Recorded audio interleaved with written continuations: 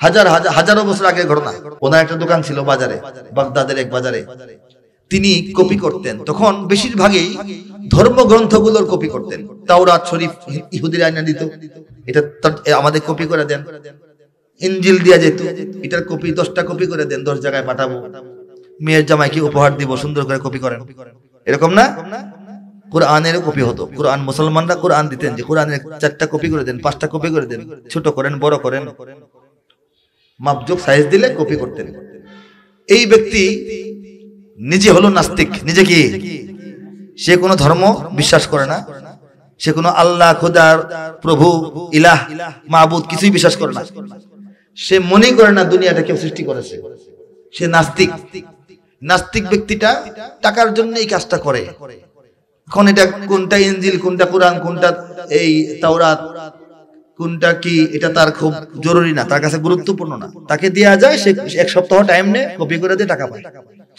এই ব্যক্তি যখন এই কাজটা করে, তখন বিভিন্ন ধর্মের লোকেরা বলতো যে আপনি তো তাওরাতের এত কপি করেন, আপনি ইহুদি হয়ে গেলেই পারেন, তাওরাত পন্থী হয়ে গেলেই পারেন, আপনি ইনজিলের এত এত তর্জমা লেখেন, কপি লেখেন, আপনি খ্রিস্টান হয়ে গেলেই পারেন। মুসলমানরাও বলতেন যে আপনি কোরআনের কাজ করতেছেন, আপনি কোরআনটাকে বোঝেন, কোরআনের পথে চলে আসলেই তো হয়, আপনাকে দিয়ে এত কপি করে নিয়ে আমাদের মনে তো একটা দুঃখ যে মানুষটা নিজে কোরআন বুঝলো না, খালি লিখেই দিল। সে কথাবার্তা বলে না, সে বলে না না, ধর্ম এগুলি বিষয়ে বললে তো ঝগড়া হবে, আমার মনে এগুলি নাই, আমাকে এটা নিয়ে খোঁজাবেন না, আমাকে কাজ দিবেন, কাজ দিবেন, বলে না, এই কথা বলে। এই লোক বছরখানেক এই কাজটা করেছে। করার পর হঠাৎ দেখে গেল সে আস্তে আস্তে দাড়িওয়ালা হইয়া, টুপি পাগড়ি পইরা, জিব্বা লেবাস পইরা সে কাজ করে, আজান হইলে কাজ বন্ধ করে নামাজে যায়। বলেন সুবহানাল্লাহ। মুসলমানরা লক্ষ্য করলো লোকটা তো তাহলে কবে আমাদের লাইনে আসলো বুঝলাম না। তাকে জিজ্ঞেস করলো আপনি ইসলাম গ্রহণ করেছেন? সে বলে হ্যাঁ, ইসলাম গ্রহণ করেছি। আচ্ছা, এতদিন বললাম করলেন না, এখন করলেন কারণ কি? তিনি বললেন আমি যে এই কাজটা করলাম, আপনাদের কথায় আমার কোনো আসর হয় নাই, আপনাদের দাওয়াত আমার অন্তরে ঢুকে নাই, আমার অন্তর সিলকালা মারা ছিল, সম্মুম বুকমুন উমিউন, এই অবস্থা ছিল। কিন্তু আমি তো যুক্তিতে বিশ্বাসী। নাস্তিকরা কিছু বিশ্বাসী, যুক্তি তর্ক বিজ্ঞান না মিললে তারা কিছু বিশ্বাস করতে চায় না, যদিও দুনিয়া সবকিছু যুক্তিতে চলে না, ঠিক কিনা? হ্যাঁ, তো সে বলল যে আমি তো বহু ধর্মের ধর্মগ্রন্থ আমি করি, দেখলাম তাওরাত এবং জাবুর যে আসে, ইনজিল যে আসে, এটা এক একটা এক এক রকম, এক একটা এক এক রকম, আয়াতের মিল নাই। এক এক অঞ্চলের তাওরাত এক এক রকম, কম বেশি, লম্বা খাটো, ভুলভাল। আমি তো যা পাই তা লিখে দিই, আমাকে যেটা দেয় সেটা কপি করি। কিন্তু খেয়াল করলাম যে এগুলির মধ্যে অমিল বেমিল আছে, এক এক দেশের এক এক কপি এক এক রকম। কোরআনটা দেখলাম এর মধ্যে কোনো বেমিল নাই। দুনিয়ার যত জায়গার মুসাফির এখানে আসে, যে অঞ্চল থেকে আসে, শাম থেকে আসুক, ইয়েমেন থেকে আসুক, ইরাকের ভিতর থেকে আসুক, মিশর থেকে আসুক, কোরআনের জিলদ, কোরআনের নোক্তা সহ সবকিছু এক। বলে সুবহানাল্লাহ। এরপর আমি একটা কাজ করলাম, আমি তাদের যে ইনজিল এবং তাওরাত এগুলির মধ্যে আমার মতো কিছু বেশ কম করলাম। দুই আয়াত লিখি না, নিজের মনের মতো দুইটা কথা লিখে দেই আরবিতে ও তাদের ভাষায়। দেখলাম যে এটা নিয়ে কোনো অভিযোগ নাই, যেভাবে দিই সেভাবেই চলে যায়, আর আসে না, আর আসে না। তারপর সাহস করে কোরআনের মধ্যে একটু কম বেশি করলাম, 3টা আয়াত বাদ এক জায়গায় আয়াত একটু লম্বা করে আমার ইচ্ছা মতো লিখছি। এটা হওয়ার পর দেখলাম যে কাস্টমাররা ঘুরে আসে আমার কাছে, বলছি ভাই এটা লেখার ভুল হয়ে গেছে, ঠিক করে দিচ্ছি, লেখার ভুল হয়ে গেছে, ঠিক করে দিচ্ছি, ঠিকঠাক করে দিলাম। নিয়মিত যখন এরকম করতেছি তখন তো মানুষ খেপে গেছে, আমাকে ঘেরাও করছে যে এই আপনি কি এই বাটপারি শুরু করছেন নাকি? আপনি কোরআনের মধ্যে কম লেখেন, বেশি লেখেন, উল্টা পাল্টা লেখেন, আয়াত আগে পরে করেন। এটা যদি ছড়ায়া যায় মুসলমানদের মধ্যে যে এই ব্যক্তি কোরআনের ব্যতিক্রম করতেছে, তাহলে কিন্তু আপনার দোকান টোকান থাকবে না। এই কথা বলার পর বললাম যে আমার দোকানও থাকবে, আমিও থাকবো, এবং আমি আপনাদের সঙ্গে থাকবো। আমি পরীক্ষা করার জন্য দিয়েছিলাম যে কোনটা সঠিক, কোনটা নির্ভুল, কোনটা এখনো পরিবর্তন হয় নাই, আর কোনটার মধ্যে পরিবর্তন করলে উম্মতের খবর নাই। দেখলাম যে না, মুসলমানরা খবর রাখে এবং কোরআন তাদের মাপজোকের মধ্যে আছে, সঠিক কোরআনের এখনো একটা মানদণ্ড আছে, এর বাইরে গেলে ব্যবসা চলবে না। বলেন সুবহানাল্লাহ। আমাদেরকে কোরআন দান করেছেন, এই জন্য বলি আলহামদুলিল্লাহ। এই কোরআন আমাদের জন্য নাজিল হওয়ার কারণে, এই কোরআন ওয়ালা উম্মত হওয়ার কারণে পৃথিবীর ইতিহাসের সমস্ত মানব মণ্ডলীর সমস্ত উম্মাহগুলোর চাইতে শ্রেষ্ঠত্ব আমরা অর্জন করেছি, ঠিক কিনা বলেন? দুনিয়াতে এবং আখিরাতে, কাল হাসরের মাঠে এই উম্মতে মুহাম্মাদীর যত রকমের এক্সট্রাঅর্ডিনারি সুবিধা, যত মর্যাদা, যত সম্মান, যত অগ্রগামিতা, সবগুলির প্রধান কারণ হচ্ছে আমরা কোরআনের ধারক বাহক এবং লালন পালনকারী, ঠিক কিনা বলেন? এই কোরআনের হেফাজতের কাজে রব্বুল আলামিন আমাদেরকে কাজে লাগিয়েছেন বলেই আমাদের ইজ্জত বেড়ে গেছে। এই কোরআন সেই কোরআন যে কোরআন নিয়ে দুনিয়াতে এসেছেন বলে, আসবেন বলে হযরত জিবরিল আমিন আলাইহিস সালাতু ওয়াস সালাম তিনি ফেরেশতাদের সর্দার হয়েছেন, ঠিক কিনা বলেন? এই কোরআন সেই কোরআন যে কোরআন নাজিল হওয়ার কারণে, যে কোরআনকে গ্রহণ করার কারণে, ধারণ করার কারণে আমাদের নবী, প্রিয় নবী মুহাম্মদুর রাসূলুল্লাহ সাল্লাল্লাহু আলাইহি ওয়াসাল্লাম শ্রেষ্ঠ নবী হয়েছেন, বলেন সুবহানাল্লাহ। উম্মত হিসেবে আমরা শ্রেষ্ঠ উম্মত হয়েছি। এটাই কোরআনের মর্যাদা, কোরআনের উচ্চতা, কোরআনের আভিজাত্য। আল্লাহর কালাম, বাল হুয়া কুরআনুম মাজিদুন ফি লাওহিম মাহফুজ। কোরআন এই পৃথিবীর মানুষদের জন্য নাজিল হইতে শুরু করেছে, প্রেসক্রিপশনের মতো একটা একটা স্লিপ আসতে শুরু করেছে আজ থেকে 1450 বছর আগে হেরা গুহা থেকে, ঠিক কিনা জুড়ে বলেন? কিন্তু কোরআন এই হেরা গুহা থেকে সৃষ্টি হয় নাই, এটা সৃষ্টি হয়েছে সমস্ত সৃষ্টি জগতের সৃষ্টিরও 50,000 বছর আগে। বাল হুয়া কুরআনুম মাজিদ ফি লাওহিম মাহফুজ। আল্লাহ বলেন এই কোরআন মাজিদ, এটা লাওহে মাহফুজে সংরক্ষিত অতীতকাল থেকে, বলেন সুবহানাল্লাহ। সেই কোরআন আমাদের দ্বীনের মানদণ্ড, শরিয়ার মানদণ্ড, ঈমানের মানদণ্ড, তাওহীদের মানদণ্ড, ঠিক কিনা জোরে বলেন? এমন মানদণ্ড যে জিনিসটা দিয়ে আপনি মাপবেন, এটা ভুল হলে কি মাপ সঠিক হবে? আপনি স্কেল দিয়ে মাপেন, স্কেলের মধ্যে দাগ দুইটা কম, তাহলে কি সঠিক হবে? আপনি পাল্লা দিয়ে মাপেন, বাটখারায় ভুল আছে, তাহলে কি সঠিক হবে? ইলেকট্রিক পাল্লায় মাপেন, নাম্বারিংটা ঠিক মতো হয় না, ওজন ঠিক মতো নিতে পারে না, তাহলে কি মাপজোক সঠিক হবে? যে জিনিস দিয়া সব মাপা হবে, যে জিনিস দিয়া দুনিয়া মাপা হবে, আখিরাত মাপা হবে, আমাদের কর্মকাণ্ড মাপা হবে, আমাদের ঈমান মাপা হবে, সেই জিনিসটা যদি ভুল থাকে তাহলে কি চলবে? এটার মধ্যে ভুল নাই। কে বলেছেন? যালিকাল কিতাব লা রাইবা ফি। এই কিতাবের মধ্যে কোনো সন্দেহের অবকাশ নাই, বলেন সুবহানাল্লাহ। হুদাল লিল মুত্তাকিন, যারা তাকওয়া অবলম্বন করে তাদেরকে এটা পথ দেখাবে। কাফের, মুশরিক এবং কোরআন থেকে যারা অন্যদিকে ফিরে থাকে, কোরআনকে যারা না পছন্দ করে, কোরআনের সঙ্গে দুশমনি করে, তাদেরকে এটা পথ দেখাবে না, ঠিক কি না? এই কোরআন, এটার মধ্যে যদি সন্দেহ ঢুকে যায়, গোটা মুসলিম উম্মার মধ্যে সন্দেহ ঢুকবে, ঈমান ও ইসলামের মধ্যে সন্দেহ ঢুকবে। এই কোরআনকে সন্দেহ মুক্ত রাখার ঘোষণা কে দিয়েছেন? কে দিয়েছেন? অতীতে বাগদাদের এক বাজারে একজন লোক ছিল, তার হাতের লেখা খুবই সুন্দর, থাকে না? খুব সুন্দর হাতের লেখা। উনার চাকরি, ব্যবসাটাই ছিল টেবিল নিয়ে বসা, যে কোনো গ্রন্থ তাকে দিলে এটা সে আরেকটা কপি বানায় দেয়। তখন তো ছাপাখানা ছিল না, ফটোস্টেট করা যাইতো না। হাজারো বছর আগের ঘটনা। ওনার একটা দোকান ছিল বাজারে, বাগদাদের এক বাজারে। তিনি কপি করতেন, তখন বেশিরভাগই ধর্মগ্রন্থগুলোর কপি করতেন। তাওরাত শরীফ ইহুদিরা আইনা দিত, এটা আমাদের কপি করে দেন। ইনজিল দিয়া যেত, এটার কপি 10টা কপি করে দেন, 10 জায়গায় পাঠাবো, মেয়ের জামাইকে উপহার দিব, সুন্দর করে কপি করেন, এরকম না? কোরআনেরও কপি হতো। কোরআন মুসলমানরা কোরআন দিতেন যে কোরআনের 4টা কপি করে দেন, 5টা কপি করে দেন, ছোট করেন, বড় করেন, মাপজোক সাইজ দিলে কপি করতেন।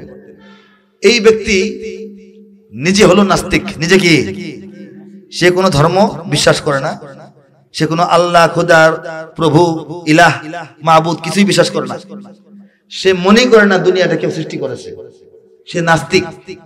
নাস্তিক ব্যক্তিটা টাকার জন্য এই কাজটা করে। এখন এটা কোনটা ইনজিল, কোনটা কোরআন, কোনটা এই তাওরাত, কোনটা কি, এটা তার খুব জরুরি না, তার কাছে গুরুত্বপূর্ণ না। তাকে দেয়া যায়, সে 1 সপ্তাহ টাইম নেয়, কপি করে দিয়ে টাকা পায়।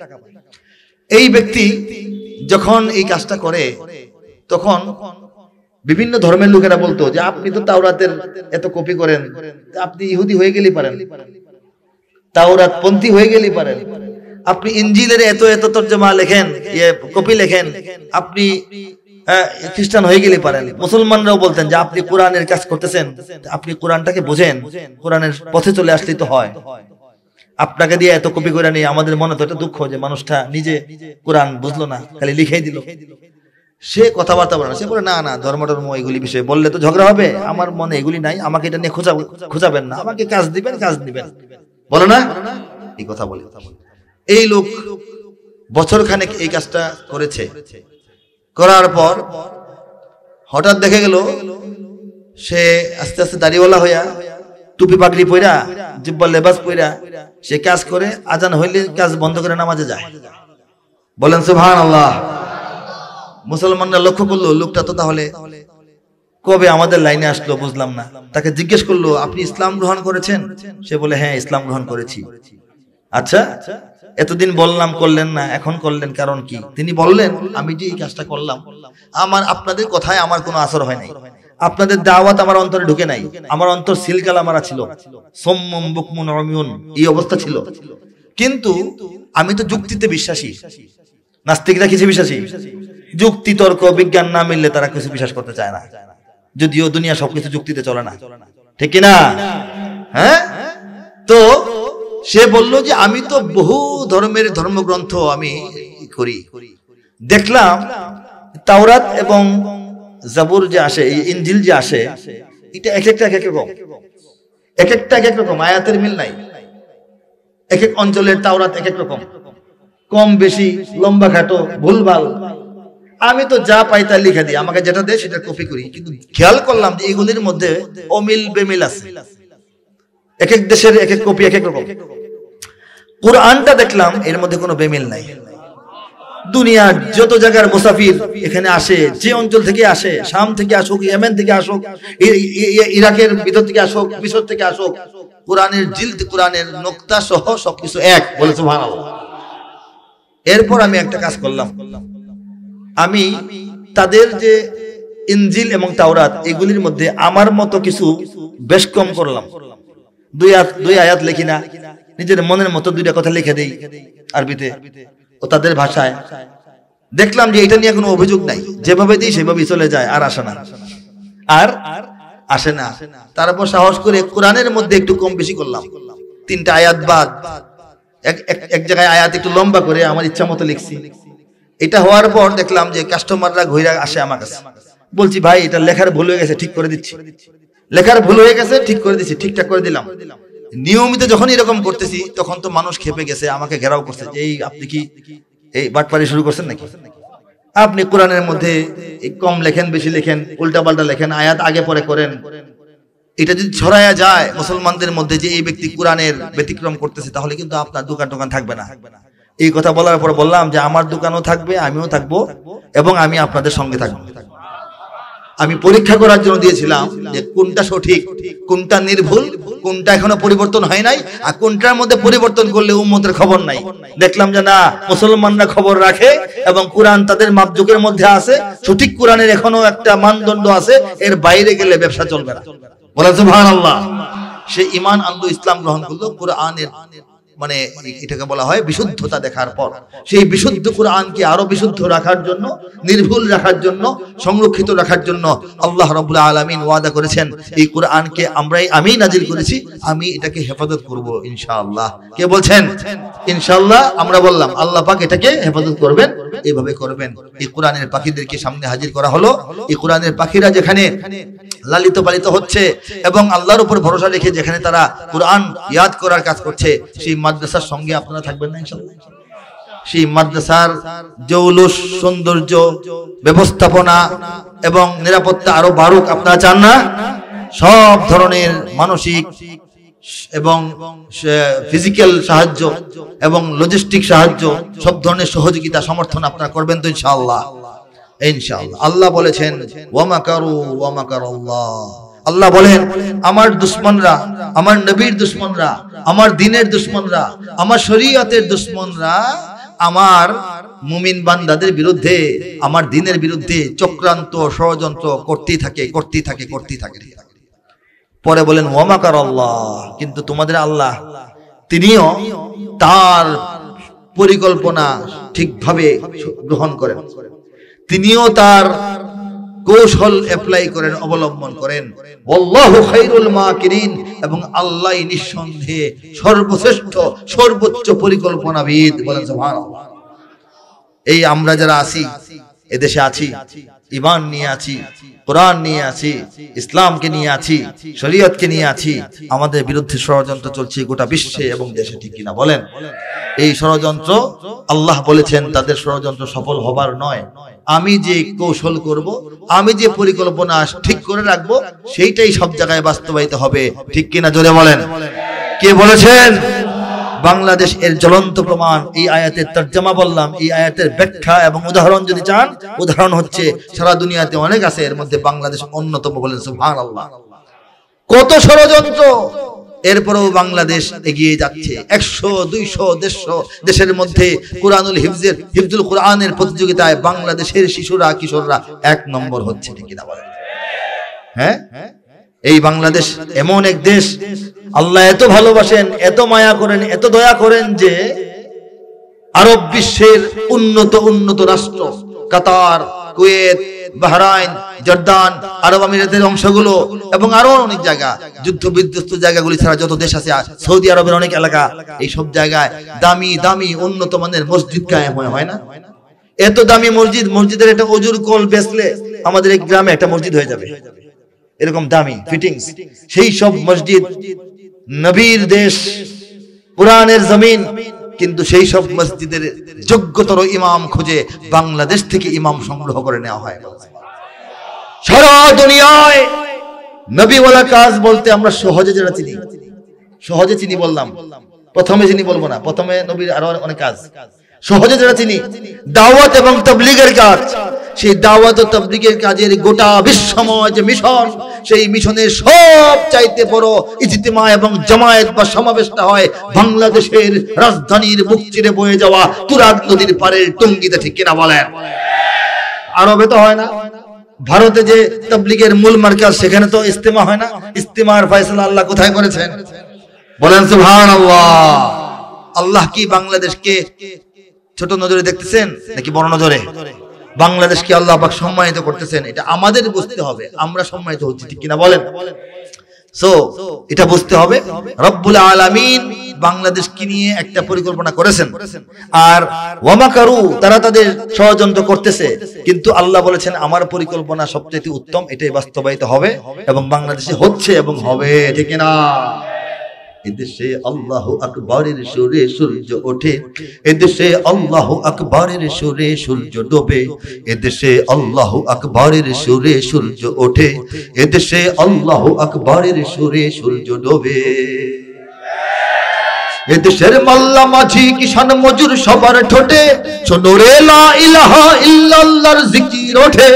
এদেশের মাল্লা মাঝি কিষান মজুর সবার ঠোঁটে শোনো রে লা ইলাহা ইল্লাল্লাহর জিকির ওঠে। ইমানের তপ্ত আগুন জ্বলছে সবার বুকে বুকে, ইমানের তপ্ত আগুন জ্বলছে সবার বুকে বুকে, সে আগুন দেশ হতে দেশ দেশান্তরেও জ্বালতে হবে।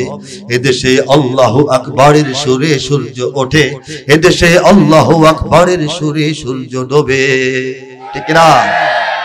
এদেশে প্রতিদিন সূর্য উদিত হয় ফজরের আজানে ধরিতে, ঠিক কিনা জোরে বলেন? প্রতিদিন সূর্য অস্তমিত হয় মাগরিবের আজানে ধরিতে, ঠিক কিনা বলেন?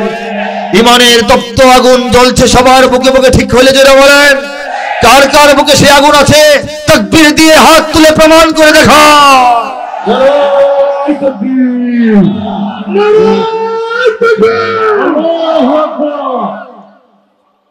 ইমানের তপ্ত আগুন জ্বলছে সবার বুকে বুকে, সে আগুন দেশ হতে দেশ দেশান্তরেও জ্বালতে হবে, হবে কিনা হবে বলেন? এই যে এই আগুনকে নিয়ে আমরা বাংলাদেশে বসে থাকবো না।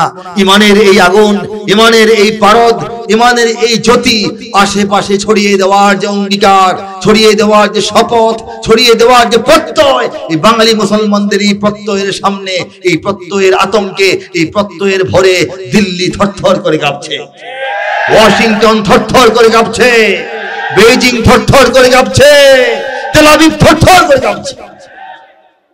তারা ষড়যন্ত্র করছে, কিন্তু লাভ হবে না। আল্লাহ ওয়াদা দিয়েছেন, আল্লাহ ওয়াদা দিয়েছেন, তারা চাইলেও হবে না, আল্লাহ যা চান তাই হবে। তারা তো মাদ্রাসা কমাতে চায়, মাদ্রাসা কি কমে গেছে না বাড়তেছে? তারা তো মসজিদ কমাতে চায়, মসজিদ কমেছে না বেড়েছে? তারা তো আলেম দেখতে পারে না, আলেম কমে গেছে না বেড়েছে? ওরা তো হাফেজ সহ্য করে না, হাফেজ কমতেছে না বাড়তেছে? ওরা তো ফতুয়া এবং মুফতি দেখতেই পারে না, মুফতি কি কমে না বাড়ে? আগে 7 গ্রাম খুঁজে একজন ভালো মুফতি পাওয়া যায় নাই, এখন 1 গ্রামে 7 মুফতি আছে। বলেন আলহামদুলিল্লাহ, ঠিক কিনা? কার দান, কার ইচ্ছা, কার পরিকল্পনা? বিজয় কার হবে, সাফল্য কার হবে? লড়াইটা আমাদের, বিজয়টা আল্লাহর। বলেন সুবহানাল্লাহ। লড়বো আমরা, বিজয় হবে আল্লাহ। বিপ্লব করব আমরা, বিজয় হবে আল্লাহর, ঠিক কিনা? আল্লাহর বিজয়, আল্লাহর শক্তির পক্ষের বিজয়ের জন্যই আমাদের জীবন ফিদা, আমাদের জীবন কুরবান, ঠিক কিনা? এদেশের পথে ঘাটে, এদেশের বাজার হাটে, এদেশের এদেশের এদেশের এদেশের এদেশের গঞ্জে গ্রামে খোদার নামের তাসবিহাতে কত পীর আউলিয়াদের অশ্রু ঝরে গভীর রাতে। যে দেশের সন্তানেরা মক্তবে যায় কোরআন বুকে, যে দেশের সন্তানেরা মক্তবে যায় কোরআন বুকে, সে দেশে আল কোরআনের শাসন কায়েম করতে হবে। এদেশে আল্লাহু আকবারের সুরে সূর্য ওঠে, এদেশে আল্লাহু আকবারের সুরে সূর্য ডোবে। এদেশে আল্লাহু আকবারের সুরে সূর্য ওঠে, এদেশে আল্লাহু আকবারের সুরে সূর্য ডোবে। এদেশের জলে স্থলে, এদেশের এদেশের ফুল ফসলে, এদেশের এদেশের এদেশের এদেশের এদেশের সবুজ মাটি, সবুজ ঘাসে, সবুজ বনে, মদিনার সবুজ মিনার ঝলসে ওঠে দুই নয়নে। এদেশের শিকড় তো নয় দিল্লিতে বা ওয়াশিংটনে, এদেশের শিকড় তো নয় দিল্লিতে বা ওয়াশিংটনে, এদেশের শিকড় জানি ছড়িয়ে আছে দূর আরবে। এদেশে আল্লাহু আকবারের সুরে সূর্য ওঠে, এদেশে আল্লাহু আকবারের সুরে সূর্য ডোবে। এদেশে আল্লাহু আকবারের সুরে সূর্য ওঠে, এদেশে আল্লাহু আকবারের সুরে সূর্য ডোবে। এদেশের শিকড় তো নয় দিল্লিতে বা ওয়াশিংটনে, এদেশের শিকড় যে দিল্লিতে নয়, এই কথাটা দিল্লিকে মোটামুটি আমরা বুঝাই দিতে পেরেছি, ঠিক কিনা বলেন? দিল্লি পিছু হটেছে, ওয়াশিংটন 2-1 কদম সামনে আসার চেষ্টা করছে। আমরা বুঝি না, বুঝি না? আমরা সবাই সচেতন আলহামদুলিল্লাহ বলে। ওয়াশিংটন আসবে, চায়না আসবে, ইউরোপীয় ইউনিয়ন আসবে, জাপান আসবে, সবাই আসবে, সমস্যা নাই, সমস্যা নাই। একটা সীমারেখা পর্যন্ত আসবে, বন্ধুত্বের সীমারেখা, সহযোগিতার সীমারেখা, পাশে দাঁড়ানোর সীমারেখা। আমাদের রাজনীতিকে সুশৃঙ্খলতার মধ্যে আনার জন্য, আমাদের ভঙ্গুর অর্থনীতিকে চাঙ্গা করার জন্য, আমাদের নির্বাচন ব্যবস্থায় যদি কোনো হেল্প করার থাকে সেটা করার জন্য, এবং আমাদের মানবাধিকার প্রতিষ্ঠা এবং সংরক্ষণে তাদের যদি কোনো কিছু করার থাকে, হ্যাঁ, নিরপেক্ষভাবে সেটা করার জন্য তারা আসবে। কোনো অসুবিধা নাই, কোনো অসুবিধা নাই। আমাদের সঙ্গে লেনদেন কেনা বেচা করার জন্য আসবে, আমাদের সঙ্গে প্রযুক্তির বিনিময় করার জন্য আসবে, কোনো অসুবিধা নাই। কিন্তু সেই আশা যদি বন্ধুত্বের সীমানা ক্রস করে প্রভুত্বের সীমানায় পা ঢুকাইতে চায়, তাহলে আমরা কিন্তু বসে থাকবো না, ঠিক কিনা? তখন আমরা মনে করব দিল্লির মতো ওয়াশিংটনকেও একটু সবক দেওয়া দরকার। তখন আমরা একটু নড়াচড়া করতে আমাদের হবে, আমাদের আরেকটু মেহনত করতে হবে। সেই মেহনতটা করতে কারা তৈরি আছেন? হাত তুলে দেখান। লিল্লাহি তাকবীর, লিল্লাহি তাকবীর, লিল্লাহি তাকবীর। বাংলার ইতিহাসে যখনই শত্রু আসে পালাবার পথ খুঁজে পায় না, বাংলার ইতিহাসে যখনই শত্রু আসে পালাবার পথ খুঁজে পায় না। ইংরেজ বেনিয়ারা এখানে খেয়েছে তারা, তারা মানে কি? দৌড়ানি খাওয়া, ঠিক আছে?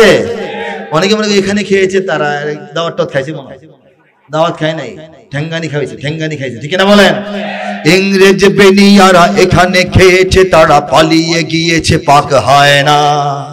বাংলার ইতিহাসে যখনই শত্রু আসে পালাবার পথ খুঁজে পায় না। ইংরেজ বেনিয়ারা এখানে খেয়েছে, তারা পালিয়ে গিয়েছে পাক হয় না। বুঝে নিক আমেরিকা, বুঝে নিক ইন্ডিয়া, বুঝে নিক রাশিয়া ও চায়না। বুঝে নিক আমেরিকা, বুঝে নিক ইন্ডিয়া, বুঝে নিক রাশিয়া ও চায়না। মুমিনের এই মাটি, ইমানের এই ঘাটি কিছুতেই কেড়ে নেওয়া যায় না। মুমিনের এই মাটি, ইমানের এই ঘাটি কিছুতেই কেড়ে নেওয়া যায় না, যায় না, না না। মুমিনের এই মাটি, ইমানের এই ঘাটি কিছুতেই কেড়ে নেওয়া যায় না। যায়? যাবে? সম্ভব? দেব? বসে থাকবো?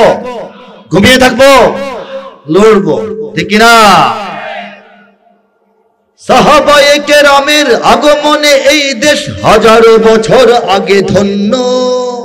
ওলিদের মেহনতে গড়ে ওঠা এ জমিন কোটি কোটি মুমিনের জন্য, কোটি কোটি মুমিনের জন্য, কোটি কোটি মুমিনের জন্য। এ মাটির ভাজে ভাজে, মাটির লেয়ারে, মাটির পরতে, মাটির ভাজ আছে না? হ্যাঁ, টিউবওয়েল ঢোকানোর সময় দেখেন না লেয়ার? এ মাটির ভাজে ভাজে শহীদের খুন আছে, আছে না নাই? এ মাটির ভাজে ভাজে শহীদের খুন আছে, এ জমিন কখনো শুকায় না।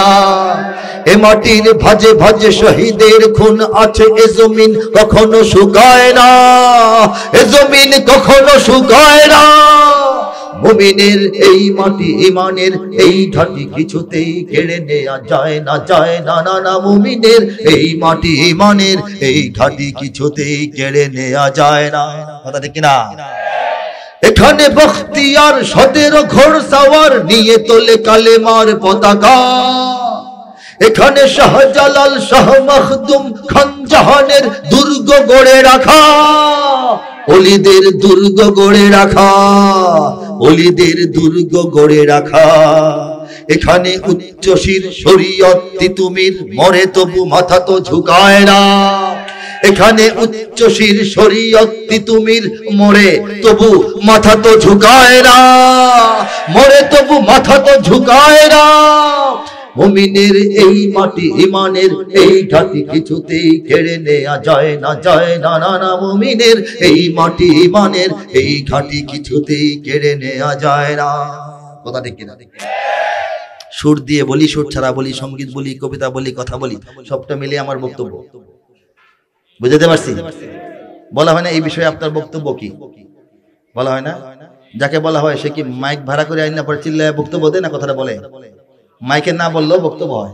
বক্তব্য মানে কি বলতে চান, আপনার মতামত কি, আপনার চিন্তা কি, সেই চিন্তাগুলো আমি সঙ্গীত দিয়েও বলি, কবিতা দিয়েও বলি, কথার মধ্যেও বলি। এই জন্য সঙ্গীত কম হচ্ছে, কথা বেশি হচ্ছে, এই অভিযোগটা করবেন না, বা কথা বেশি হচ্ছে, সঙ্গীত কম হচ্ছে, এই অভিযোগ করবেন না। গড়ে সব মিলে সমান সমান হচ্ছে। বলেন সুবহানাল্লাহ, ঠিক না? দেখেন, সাহাবায়ে কেরামের আগমনে এই দেশ হাজার বছর আগে ধন্য। কথাটা এমনি লিখলে হবে? এমনি লিখে ফেললে হবে? আল্লাহ রাসূল সাল্লাল্লাহু আলাইহি ওয়াসাল্লাম, সবাই বলি সাল্লাল্লাহু আলাইহি ওয়াসাল্লাম, 40 বছর বয়সে নবুয়ত প্রকাশ লাভ করে। বলেন সুবহানাল্লাহ। নবুয়ত প্রকাশের পর 13 বছর মক্কায় অবস্থান করেন। দুঃখ, কষ্ট, জ্বালা, যন্ত্রণা, অসুবিধা ভোগ করেও 13 বছর কোথায় থাকেন? মক্কায় থাকেন। এরপর হিজরত করে মদিনায় গিয়ে সেখানে আরো 10 বছর আল্লাহ পাক রাসূল সাল্লাল্লাহু আলাইহি ওয়াসাল্লামকে আমাদের চোখের সামনে দুনিয়ায় রাখেন। ঠিক কি না বলেন? এখন চোখের আড়ালে। এই 63 বছর, 40 আর 13 53 আর 10 63, ঠিক না? নবুয়ত প্রকাশের পর, কোরআন নাজিল হওয়ার পর যে 13 বছর মক্কায় ছিলেন, এর প্রথম 5 বছর সাহাবায়ে কেরাম আজমাইনের উপর দুর্দান্ত নির্যাতন, চরম নির্যাতন, প্রকাশ্য নির্যাতন, একেবারে এটাকে বলা হয় যেটা নাকি দেখে সহ্য করা যায় না, শুনে সহ্য করা যায় না, অমানবিক নির্যাতন চলে। অধিকাংশই দরিদ্র সাহাবা, অধিকাংশই কৃতদাস সাহাবী, অধিকাংশই দেখা যায় যে দুর্বল, সামাজিকভাবে দুর্বল সাহাবী, তাদের উপর জুলুমের স্টিম রোলার নেমে আসে। হযরত খাব্বাব, হযরত খুবাইব, তাদের ইতিহাস আমরা জানি। হযরত হাবশি বিলাল রাদিয়াল্লাহু তাআলা আনহুর ইতিহাস আমরা জানি, হযরত সুমাইয়ার ইতিহাস আমরা জানি, আর অনেক জানা অজানা সাহাবীদের উপর নির্মম নির্যাতন নেমে আসে। আমাদের হযরত ওসমান রাদিয়াল্লাহু তাআলা আনহু অভিজাত মানুষ, নাক উঁচা মানুষ, রুচিশীল মানুষ, শৌখিন মানুষ, গরিব না ধনী? ধনী। ওনার ব্যাংক অ্যাকাউন্ট এখনো চালু আছে মদিনা, জানেন এটা? হযরত ওসমান রাদিয়াল্লাহু তাআলা আনহুর ব্যাংক অ্যাকাউন্ট এখনো মদিনায় চালু আছে। এখানে টাকা জমা হয়, এটা দিয়ে ভালো কাজ করা হয়, বলেন সুবহানাল্লাহ। ওনার নামে ব্যাংক অ্যাকাউন্ট এখনো মদিনার ব্যাংকে চালু আছে। এটা সাংঘাতিক ব্যাপার না? উনি তো অচেনা কেউ না, উনি তো বংশতে মন উন্নত না এরকম না, উমাইয়া বংশের। তো যে উমাইয়া বংশ দুনিয়া শাসন করেছে 1700 বছর, উমাইয়া বংশের একজন ব্যক্তি নিজে কত ধনী, উনাকেও যে নির্যাতন করা হয়েছে এটা আমরা অনেকে জানি না। মনে করি আবু বকর, ওসমান, ওমর তারা তো আর নির্যাতন শিকার হন নাই রাদিয়াল্লাহু তাআলা আনহুম।